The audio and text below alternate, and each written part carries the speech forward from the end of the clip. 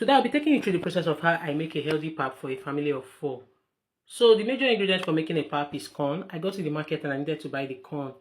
The white corn was sold for 3,000, the yellow corn was sold for 3,005. I like to buy the yellow corn because each time you put milk in it, it stands out, which make my children to crave for more. So I got a bucket and I told them to share it into halves, so it could be more in quantity. I also got some cups of millet. A bucket of millet was sold for 4,000, half was sold for 2,000, but in cups it was sold for 215 naira, which I got some few cups because I am working on a budget. I also got some ginger, and ginger is so expensive these days, besties. Is ginger cheap in your hood? Don't worry, you get to see the worth of ginger I got for 500 naira. Remember, I'm working on a budget, so I had to buy for 500 naira. Coming back home, I had to give it a thorough wash, like wash the hell out of it, so it could be so neat.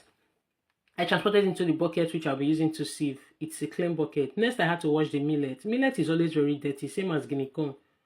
I guess because it's always kept on the floor. So I gave it a thorough wash and transported into the bucket I'll be using to ferment it. The fermentation process will take place for 3 days, and after 3 days, I'll give it a very good wash and transfer it to the industrial mill to blend. Now, on each day of the fermentation, I get to wash and change the water. This makes it more healthier and remove the smell from it. You know pap smells. Why does it smell? In the course of fermentation, some microorganisms act upon it and there's fermentation process.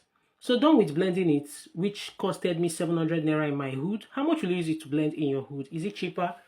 So I came back home and this is the interesting part of it. How do you sieve your pap? I love to sieve with this method because it makes me sieve faster. With this method, I can even sieve lots and lots of corn.